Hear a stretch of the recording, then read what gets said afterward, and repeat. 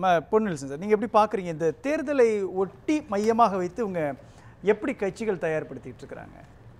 இப்போ நம்ம பார்க்கும்போது வழக்கமாக இருக்கிற மாதிரி பைப்போலாரை நோக்கி தேர்தல் போகிறது அப்படின்ட்டு தான் பார்க்கணும். ஒரு பக்கம் சீமானுடைய கட்சி எப்பொழுதும் போல் அவங்க தனித்தான் நிற்கிறாங்க. மற்றபடி திமுக அதிமுக இந்த ரெண்டு பிரதான கட்சிகளின் தலைமையில் சட்டமன்ற தேர்தல் நடைபெற இருக்குது. இப்போ ரெண்டு கட்சியும் இந்த தேர்தலை எப்படி அப்ரோச் பண்ணுறாங்க?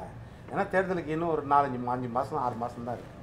இப்போ என்ன அப்படின்னா, நம்ம இப்போ ஒரு 4-5 மாதமாக பார்த்துட்டு இருந்தாலே, போன ஜூன்லேருந்து பார்த்துட்டு இருந்தாலே, திமுக பிரதானமாக எதை நம்பி இருக்காங்க, அவங்களுடைய ஆயத்த பணிகள் எதில் இருக்குன்னா, முதல் விஷயம் கூட்டணி. அந்த கூட்டணியை வந்து எந்த காலத்துலையும் நம்ம விட்டு கொடுத்துடக்கூடாது அப்படின்றதுக்காக ஒவ்வொரு நேரமும் மேடையிலையும் சரி அந்த கட்சிகளை வைத்தும் சொல்ல வைக்கிறார். அதாவது நம்ம விடுதலை சிறுத்தைகள்லேருந்து காங்கிரஸ்லேருந்து கம்யூனிஸ்டுகள்லேருந்து அத்தனை கட்சிகள் என்னென்னா, நாங்கள் கூட்டணியில் தான் இருக்கிறோன்னு தினமும் காலையில் மத்தியானம் சாயங்காலம் சொல்ல வைக்கிறார். இன்னொரு பக்கம் இவர் எந்த மேடையில் இருந்தாலும் சரி எங்கள் கூட்டணி ஸ்ட்ராங்காக தான் இருக்குது அப்படின்றத சொல்ல வைக்கிறாரு, கூட்டணியை நம்பி. முதல் விஷயம். ரெண்டாவது விஷயம் பார்த்தீங்கன்னா, இப்போது ஒரு 2-3 மாதமாக பார்த்தீங்கன்னா இங்கே தலைமை அறிவாலயத்தில் அந்த நிர்வாகிகள் சந்திப்பு அப்படின்னு, அதே மாதிரி உதயநிதியும் ஒவ்வொரு காலத்துக்கும் போய் நிர்வாகிகள் சந்திப்பு இது நடத்துகிறார். அப்போ என்னென்னா, ஒரு பக்கம் ஆட்சி பதவியை நம்பி இருக்கிறாங்க, அடுத்தது பார்த்தீங்கன்னா அதிகாரத்தை நம்பி இருக்கிறாங்க. கட்சி பதவி அதிகாரம் நிர்வாகிகளை தான் பார்க்குறாங்க. மக்களை சந்திக்கிறது தான் நிர்வாகிகளை தொடர்ந்து சந்திச்சுட்டு வராங்க. இப்போவும் மாலையூரத்தில் நிர்வாகிகளை போய் சந்திக்கிறாரு. அதுக்கு அடுத்தது பார்த்தீங்கன்னா கட்டமைப்பு, தான் கட்சி கட்டமைப்பு. அப்போ இவங்க மெயினாக 3 விஷயம் பார்க்குறாங்க. கூட்டணியை நம்புகிறாங்க, அடுத்தது ஆட்சி அதிகாரம் பதவியை நம்புகிறாங்க, இரண்டாவது கட்சியின் கட்டமைப்பு நிர்வாகிகளை நம்புகிறாங்க. இல்லை, நீங்கள் சொல்கிற இப்போ இந்த 3 புள்ளியிலுமே திமுகவினுடைய கூட்டணி கட்சி தானே முன்னிலையில் இருக்கிறாங்க. இப்போது கூட்டணி அப்படின்னு பார்க்குறப்போ கூட்டணிக்குள்ளே பெரிய சலசலப்பு இல்லையே. இல்லை, இதை தாண்டி தான் ஓட்டு எடுப்பு நடக்கும். ஓட்டெடுப்பு, வாக்காளர்கள் ஓட்டு போடுறது வந்து இதை தாண்டி இன்னொரு களமே இருக்குது. அதுதான் முக்கிய களம். அந்த களத்தை இவங்க வந்து கான்சன்ட்ரேட் எந்த அளவுக்கு பண்ணியிருக்காங்கன்னு நம்மளுக்கு தெரியல. திமுக கூட்டணி இப்போ அதை தான் சொல்கிறேன். இப்போ அந்த களத்தை எடுத்துக்கிட்டிங்கன்னா, ஜூலை 7ஆம் தேதியிலேருந்து தொடங்கி எடப்பாடி பழனிசாமி என்ன செய்கிறார், ஏப்ரல் 11ஆம் தேதி ஒரு கூட்டணியை பிஜேபி கூட ஒரு பெரிய கூட்டணியை அமைக்கிறார், தேசிய கட்சி கூட. கூட்டணி அமைச்ச பிறகு மற்ற கூட்டணிக்காக காத்திருக்காமல் அவர் ஜூலை 7ஆம் தேதி கிட்டத்தட்ட 4 மாதம் இன்னைக்கு எடுத்துக்கிட்டிங்கன்னா 175 தொகுதிகளில், சட்டமன்ற தொகுதிகளில் மக்களை நேரடியாக சந்திச்சிருக்கார். இப்போ எடுத்துக்கிட்டிங்கன்னா அதே மாதிரி நீங்கள் வயல்வெளியில் போய் 240 கிலோமீட்டர் பயணித்து 32 இடங்களில் டெல்டா மாவட்டம் உட்பட தஞ்சை, திருவாரூர், ஒரத்தநாடு, நாகை, மூர்த்தி அம்மாள்புரம் இந்த பகுதிகள் எல்லாமே வந்து அந்த விவசாயிகளை நேரடியாக சந்தித்து நெல் கொள்முதல் நிலையங்களுக்கும் போகிறாரு, கிடங்குகளுக்கும் போகிறாரு, வயல்வெளிகளுக்கும் போகிறாரு. அத்தனையிலும் போய் அந்த சேத்துலையும் நின்று மக்களை சந்திக்கிறாரு. நம்ம தொடர்ந்து பார்க்குறோம், கிட்டத்தட்ட 120 நாட்களுக்கு மேலே இதுதான் இது மக்களை சந்திக்கிறார். அப்போ என்னென்னா, இதில் அவர் முக்கியமாக பார்க்குறது மக்கள் பிரச்சனை. ரெண்டாவது விஷயம், ஆட்சியாளர்கள் வாக்குறுதிகளின் ஏமாற்றம். ஆட்சியாளர்கள் கொடுத்த வாக்குறுதிகளின் ஏமாற்றம் எல்லா துறையும், அரசாங்க ஊழியர்கள்லேருந்து ஆசிரியர்கள், மருத்துவர்கள், செவிலியர்கள், மாணவர்கள், மீனவர்கள், இப்படி எடுத்துக்கிட்டிங்கன்னா நெசவாளர்கள், கட்டிட தொழிலாளர்கள், எல்லாமே விவசாயிகள், எல்லாம் எடுத்தால் இவங்களுக்கு கொடுத்த வாக்குறுதிகள் எதையெல்லாம் நிறைவேற்றல ஏமாற்றி இருக்காங்க, அதை வெளிப்படுத்துகிறார் ஒவ்வொரு கூட்டத்திலையும். மூன்றாவது விஷயம் பார்த்தீங்கன்னா நிர்வாக குழக்கம். இந்த ஆட்சியாளர்களின் அட்மினிஸ்ட்ரேட்டிவ் லேப்சஸ், அது வந்து பாதுகாப்பு அம்சம்னாலும் சரி, போதை கலாச்சாரம்னாலும் சரி, ஜாதி கொடுமைனாலும் சரி, இது எல்லா விஷயத்திலும், பெண்கள் பாதுகாப்பு என்றாலும் சரி, இது எல்லா விஷயத்திலும் இந்த அரசாங்கம் எந்தெந்த இதெல்லாம் கோட்டை விடுறதுன்றதையும் அவர் முழுக்க இதெல்லாம் நீங்கள் சொல்கிறீங்க. ஆனால் கடைசியே பார்க்குறப்போ கூட்டணி யார் பலமாக இருக்கிறாங்க அப்படின்றதும், யார் ஸ்டார் கேண்டிடேட்டாக இருக்கிறாங்க, களத்துக்குள்ளே பூத் லெவலில் என்ன ஒர்க் பண்ணியிருக்கிறாங்க, இதுதானே ஃபைனல் ரிசல்ட் கொடுக்காது. சட்டமன்றத்தில் அப்படி கொடுக்காது. அதான் சொல்ல வரேன். இதற்கு பிறகு அவர் கூட்டணியும் பார்க்குறாரு, கட்சியின் கட்டமைப்பையும் பார்க்குறாரு. 234 தொகுதியில் தன்னுடைய கட்சியின் கட்டமைப்பு எப்படி இருக்கும், கூட்டணி கட்சியின் கட்டமைப்பு, இதையும் பார்க்குறாரு. இது வந்து அடுத்த அம்சத்துக்கு போகிறார். முதல்ல மக்கள் பிரச்சனை, ஆட்சியாளர்கள் நிர்வாக கோளாறு, அவர்கள் வாக்குறுதிகள் எந்த அளவுக்கு கொடுக்கல, இதையெல்லாம் பேசிட்டு தான் அதற்கு அடுத்தது கூட்டணிக்கு போகிறாரு, அதற்கு அடுத்தது கட்டமைப்புக்கு போகிறார். இதுதான் இந்த 2 பக்கம் பார்த்தீங்கன்னா இவங்க பிரைம் ஃபேக்டராக வந்து கட்டமைப்பு, நிர்வாகம் இது சம்மந்தமாக போகிறாங்க திமுக.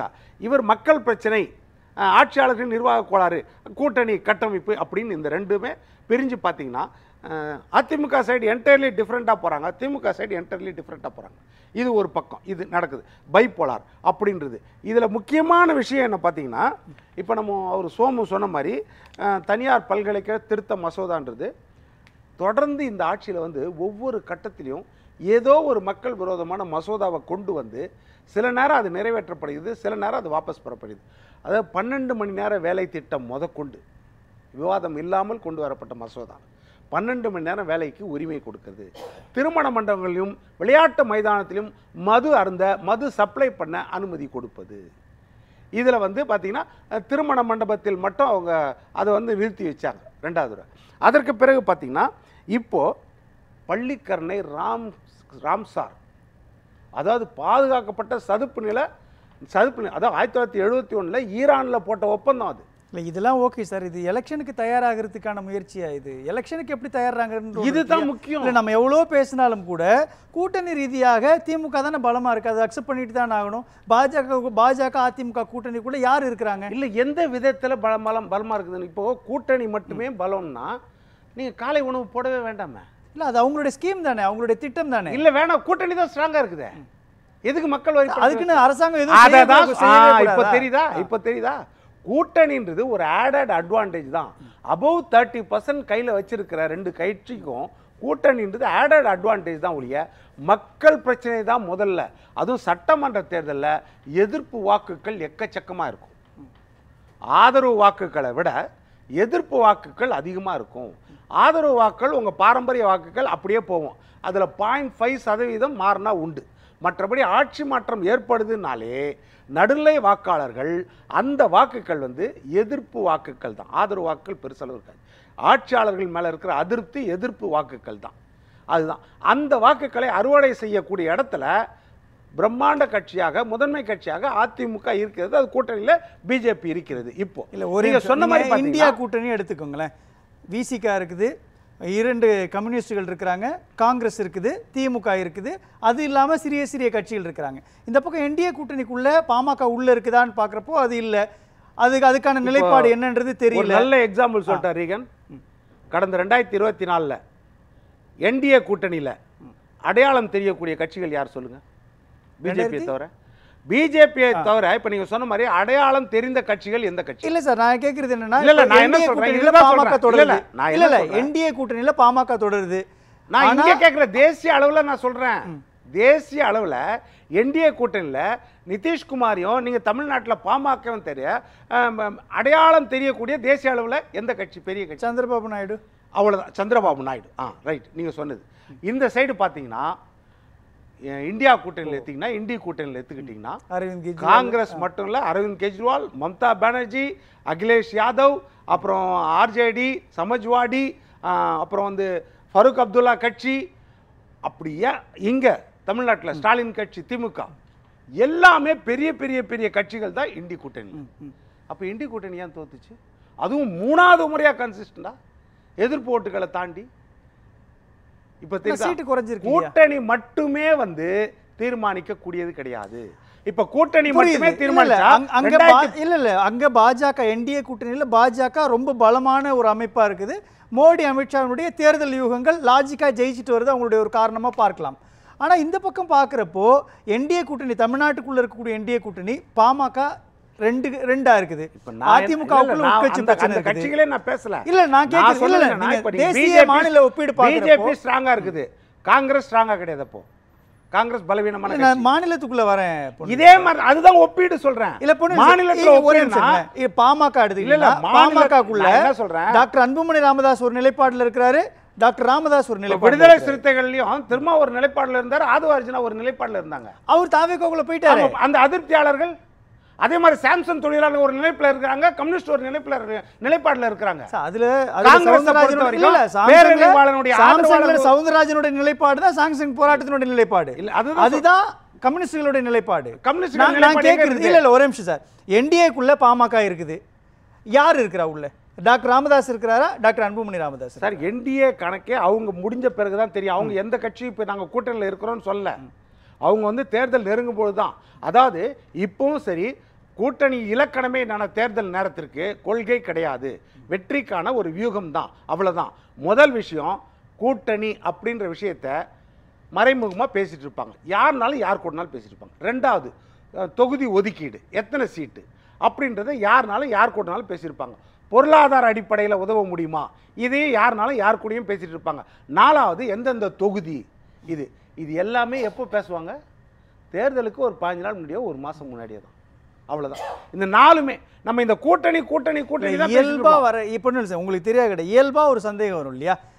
திமுக இந்தியா கூட்டணி தன்னுடைய கூட்டணியை விரிவுபடுத்துறதை பற்றி அவங்க ஆலோசிச்சுட்டு இருக்கிறாங்க. அதில் தேமுதிக உள்ளே கொண்டு வரலாமா அல்லது டாக்டர் ராமதாஸ் உள்ளே கொண்டு வரலாமான்ற அளவுக்கு டாக் ஓடிட்டு இருக்கிறப்போ, ஆனால் இன்னமும் என்டிஏ கூட்டணிக்குள்ள கூட்டணியில் யார் இருக்கிறாங்கன்றது உறுதி செய்ய முடியாத ஒரு நிலையில் இருக்கிறப்போ எப்படி வெற்றி சாத்தியம்? அதே மாதிரி காங்கிரஸும் ஆலோசிச்சுட்டு இருக்குது, 117 இடத்துல நம்ம நிற்கணும், கிரீஷ் சோடங்கரை வச்சு அவங்களும் ஆலோசிச்சுட்டு இருக்காங்க. அதே மாதிரி விடுதலை சிறுத்தைகளும் ஆலோசிச்சிருக்காங்க, குறைஞ்சது 25 தொகுதி நம்ம கேட்கணும்னு.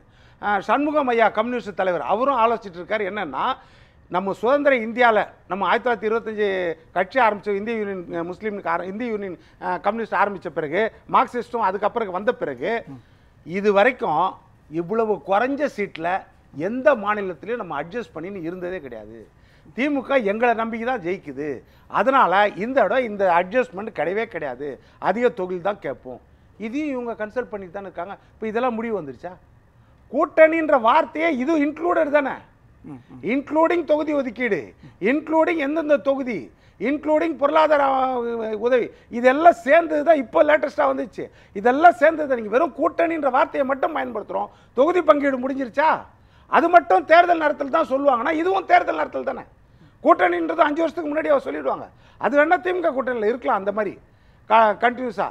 எந்த கூட்டணியும் அந்த மாதிரி இருக்காது, தேர்தல் நேரத்தில் தான் அமைக்கப்படும். தேர்தல் நேரத்தில் யார் யார் கூட சேருவாங்க, யார் யார்கிட்ட பிரிவாங்கன்னு நம்ம கணிக்கவே முடியாது. தேர்தல் இலக்கணமே என்ன தெரியுமா, நாங்கள் எந்த காலத்திலையும் இந்த கட்சியோட கூட்டணியில் சேர மாட்டோம், எந்த காலத்திலையும் நாங்கள் தனித்து தான் நிற்போம்னு சொல்லுவாங்க, சேர்ற வரைக்கும்.